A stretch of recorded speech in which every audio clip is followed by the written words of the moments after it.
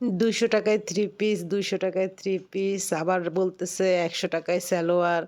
চারদিকে শুধু ৳২০০ আর ৳১০০, ৳২০০ আর ৳১০০। এই সিনটা হচ্ছে মঙ্গলী মেলাতে। মঙ্গলী মেলায় চলে গেলাম। গত মঙ্গলবারে মঙ্গলী মেলায় গিয়েছি। তো আজকে আপনাদেরকে আমি জানাবো মঙ্গলী মেলাটা কোথায়? সেখানে কি, কি আছে? কি, কি পেতে পারেন? সুন্দর একটা দিন কাটাতে পারেন। দিন না আসলে পরিবার নিয়ে যারা কেনাকাটা করতে পছন্দ করেন, তারা কিভাবে ঘুরে আসতে পারেন মঙ্গলী মেলায় সেটাই আজকে আপনাদের সাথে শেয়ার করব। তো চলেন কথা না বাড়িয়ে আমি মঙ্গলী মেলায় কিভাবে গেলাম সেটা বলছি এবং মঙ্গলী মেলাটা কোথায় বসে সেটাও বলছি। তার আগে বলে নিচ্ছি আমার ভিডিও যদি ভালো লেগে থাকে অবশ্যই লাইক, কমেন্ট, শেয়ার করবেন এবং আমার পাশে থাকবেন। মঙ্গলী মেলাটা আসলে হয় পুরান ঢাকার লালবাগে। তো যেহেতু আমার নানার বাড়ি পুরান ঢাকায়, তো আমরা আমার নানার বাড়ি চলে যাব। নানার বাড়ি মানে নানা নানি তো এখন নাই, খালার বাড়ি। মেট্রো রেল যাচ্ছে উপর দিয়ে আর নিচে আমরা যাচ্ছি নিচে দিয়ে। তো ছোটোবেলার কথা আসলে মনে পড়ে যায়। ছোটোবেলায় প্রত্যেক শুক্রবার আসলেই নানার বাড়ি চলে যেতাম। খুব ভাল লাগতো, খুব মজা লাগতো সেই দিনগুলি। এখন আবার সেম কাজগুলো আমার ছেলেরা করে। একটু সময় পেলেই আম্মু চলো তোমার নানার বাড়ি যাব, চলো তোমার নানা, আসলে ওদের নানার বাড়ি তো এত দূর চট্টগ্রামে, মন চাইলেও যাইতে পারে না। কিন্তু আমার নানার বাড়ি তো কাছে। নানা নানি তো বেঁচে নেই, বারবারই বলছি, খালারা আছে। আমার 11 খালা আছে, মাশাল্লাহ বলবেন কিন্তু। তো গেলে ওইখানে অনেক মজাই হয়। সবার ছেলে মেয়ে আছে, তবে সবার ছেলে বেশি মেয়ে কম। মেয়ে আমরাই একটু, আমার 2 খালার একটু মেয়ে বেশি, মানে আমার মা আর আমার বড় খালার মেয়ে একটু বেশি, 3টা করে। বাকি খালাদের একটার মেয়ে আছে একটা, মানে বেশিরভাগ ছেলের সংখ্যা। তো আমরা ঢাকা ইউনিভার্সিটির ভিতর দিয়ে চলে যাচ্ছি। আমি আমার 2 ছেলে দুজনে মিলেই যাচ্ছি, 3 জনে মিলে রিক্সা দিয়ে রওনা হয়ে গেলাম। কারণ অনেক দিন যাবৎ এই খালা বলতেছে আসো আসো আসো, আসলে যেতে পারি না। আর সময় সুযোগ সব কিছু একসাথে হয় না। তো খালার বাসায় যে চলে গেলাম, চলে যাওয়ার পরে খালা রান্না করলো, ভর্তা টর্তা রান্না করলো, ইলিশ মাছ ভাজি টাজি করলো, সব খাওয়া দাওয়া করে এখন খালাম্মা বলতেছে যে চল তোদেরকে মঙ্গলী মেলায় নিয়ে যাই। এমনিতেও খালাম্মা বলছিল যে আরেকবার আসলে তোদেরকে মঙ্গলী মেলায় নিয়ে যাব। তো ইচ্ছা ছিল যে আসলে যাব যাব। তো একেবারে গেট দিয়ে ঢুকতেই মেলা শুরু হয়ে গেছে। মানে যেহেতু পুরান ঢাকার মেলা, সেখানে আপনার প্রচুর মানুষ ছিল। ঢুকতেই শুরু হয়েছে ৳200, ৳200, ৳100, ৳100, মানে সব কিছু যেন নিলামে দিয়ে দিচ্ছে। এরকম ছিল যে মানে প্রত্যেকটা জিনিস। তো অবশ্য যারা ৳200 থ্রি পিস ডাকতেছিল, ভিডিও ক্যামেরা নিয়ে গেলে ওরা আবার সেখানে দামটা বলতেছিল না। বলতেছে ভিডিও ক্যামেরাটা অফ করেন, আমাদের ব্যবসায় লস হবে। আমার মনে হয় যারা নিউ মার্কেটের দোকান করে, ফুটপাত করে, তারাই আপনার এই মঙ্গলী মেলায় চলে আসে। খুব সুন্দর সুন্দর জুতা ছিল। বিভিন্ন প্রাইজের জুতা ছিল, মানে আপনি একেবারে লো বাজেট থেকে আপনি হাই বাজেট পর্যন্ত জুতা কিনতে পারবেন। যে মানে এই মেলাটা যে একেবারে গরিবদের জন্য, যদিও খোলা মাঠে, এটা কিন্তু ঠিক না। খুব ভালো ভালো ব্র্যান্ডের জুতাও ছিল কম দামে।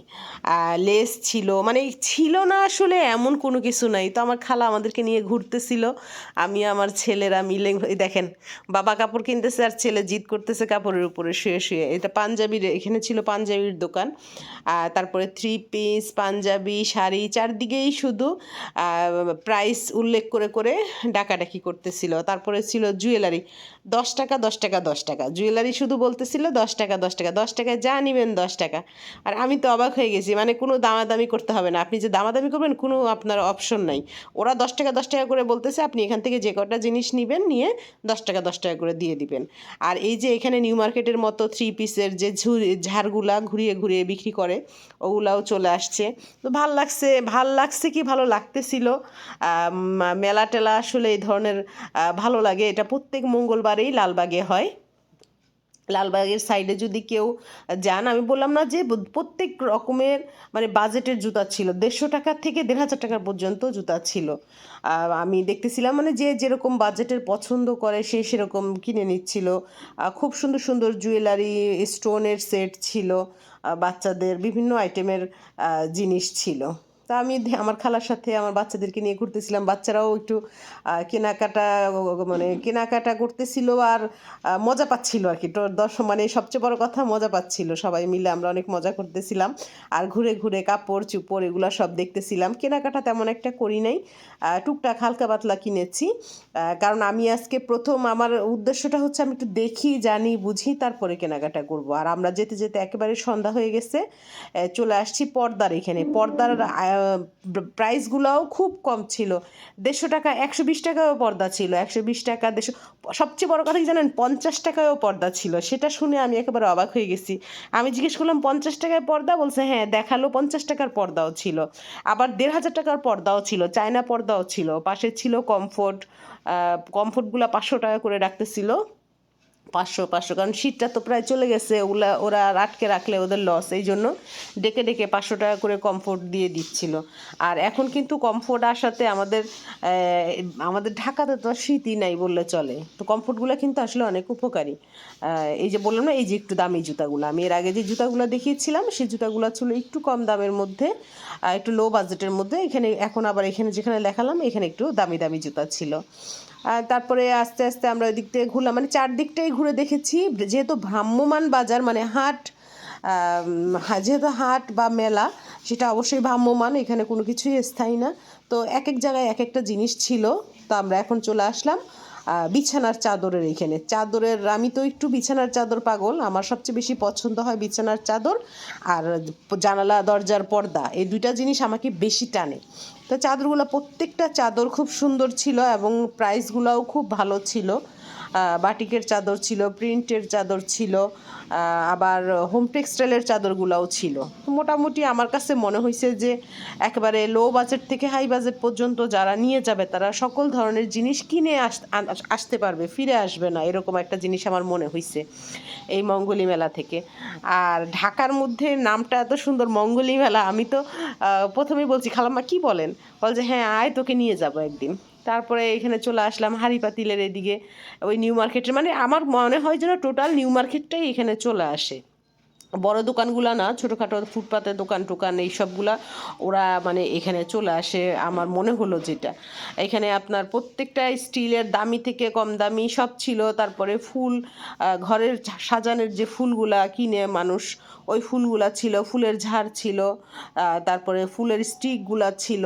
আমি একটু যতটুকু পেরেছি ক্যাপচার করে নিয়েছি। আপনারা যারা পুরান ঢাকার সাইডে আছেন, লালবাগ হাজারীবাগ, অনেকেই কিন্তু জানে না, বা অনেকেই যদি ঘুরতে যেতে চান চলে যেতে পারেন কিন্তু এই মেলাতে। মেলাটা সারাদিনই হয়, যে যখন ইচ্ছা তখন যেয়ে কেনাকাটা করে আসতে পারেন। কেউ আসছে কিনতে, কেউ আসছে দেখতে। যেমন আমি গেছি মোটামুটি দেখার জন্য, কেনার আমার ইচ্ছা তেমন একটা ছিল না, কারণ আমি তো জানি না কীরকম কী পাওয়া যাবে। টুকটাক কিনেছি। এই যে এখানে ব্যাগ ছিল, খুব মানে সস্তায় ছিল। সবচেয়ে বড় কথা, প্রতিটা জিনিসই এখানে অনেক সস্তায় সস্তায় ছিল। মেয়েদের জিন্স ছিল, ছেলেদের জিন্স ছিল। যেহেতু এটা একটু আপনার লালবাগ দিয়ে ঢুকে আপনার ওই যে বেড়িবাঁধ বলে যে ওই সাইডটার পাশে ছিল। আবার ইয়েও ছিল, কসমেটিক্সও ছিল। তারপরে মেলামাইনের পুরা সব কিছু, বাটি টাটি প্লেট সব কিছু ছিল, কাচের সেট ছিল, কাচের সকল ধরনের গ্লাস মানে সকল কিছু। আমার মনে হয়েছে যেন আমি নিউ মার্কেটে চলে আসছি, মানে এমন লাগছে। তবে প্রাইসগুলো অনেক কম দামে ছিল। সবচেয়ে বড় কথা প্রাইসগুলো একটু রিজনেবল ছিল, মোটামুটি সবাই কিনতে পারে এরকম। তারপরে গহনা জুয়েলারি এগুলা দেখলাম, সুন্দর লাগতেছিল। টিকলিগুলা মাত্র 100 টাকা করে চাচ্ছিল, কিছু 100 টাকা চাচ্ছিল, কিছু 50 টাকা চাচ্ছিল। খুব ভাল লাগতেছিল টিকলিগুলা, দেখেই ভাল লাগছিল। আমি আসলে যেহেতু বোরখা পরি, এগুলা আমি পরি না তেমন একটা, আমার দেখতেই ভালো লাগে কিন্তু নিতে তেমন একটা ইচ্ছে করে না। ভালো লাগে এগুলা দেখতে, কেউ কিনলে ভালো লাগে। আমার বোনরা গেলে অবশ্য ওরা কিনতো, ওরা অবশ্য আমার সাথে অনেক রাগ করছে, ওদেরকে ছাড়া চলে গেছি। পরবর্তীতে আবার যাব ওদেরকে নিয়ে একবার, খালাম্মাকে বলে আসছি যে যাব সবাই মিলে। তো এইটা জুয়েলারি সাইড, মানে সব জায়গায় সব কিছু ছিল। এই যে এগুলো একটু দামি পার্স ছিল, বললাম না প্রত্যেকটা আলাদা আলাদা কিছু কম দামি জিনিস ছিল। যেমন পার্সেরও একটা কম দামি সাইড ছিল, আবার বেশি দামি সাইডও ছিল। তার মানে আপনি কম দামি বেশি দামি পার্থক্যটাও করতে পারবেন, এরকম ছিল। ঘুরতে ঘুরতে আমাদের অনেকটাই সময় হয়ে গেছিল, আমরা বুঝতে পারি নাই। দেখি যে সন্ধ্যা হয়ে গেছে, মাগরিবের আজানটাও দিয়ে দিছে, লাইটগুলা জ্বলে উঠছে। তখন চিন্তা করলাম যে না আর থাকা যাবে না। এই যে বেড়িবাঁধের যে রোডটা, এই রোডটা দেখালাম, এটা হচ্ছে বেড়িবাঁধের রোড। তো আমরা এখন বাসায় চলে যাব। সবাই ভালো থাকবেন, মঙ্গলী মেলায় বেড়াতে আসবেন, কেনাকাটা করবেন এবং আমাদের পেজে রিভিউ দিবেন। কেমন হয়েছে ভিডিওটা রিভিউ দিবেন, প্লাস লাইক কমেন্ট শেয়ার করবেন। মঙ্গলী মেলায় যাবেন, কেনাকাটা করবেন এবং আমাকে লাইক কমেন্ট শেয়ার ফলোর মাঝে রাখবেন। সবাই ভালো থাকবেন। এটা হচ্ছে বেড়িবাঁধের রোড, যেটা বারবার বলতেছি, এটা বেড়িবাঁধের রোড। তো আমরা এখান দিয়ে একটু হেঁটেই নানাবাড়ি হাজারীবাগ চলে যাব, সেখান থেকে ঘুরে গাড়ে আবার বাসায় চলে আসবো একটু পরেই। সবাই ভালো থাকবেন। আসসালামু আলাইকুম।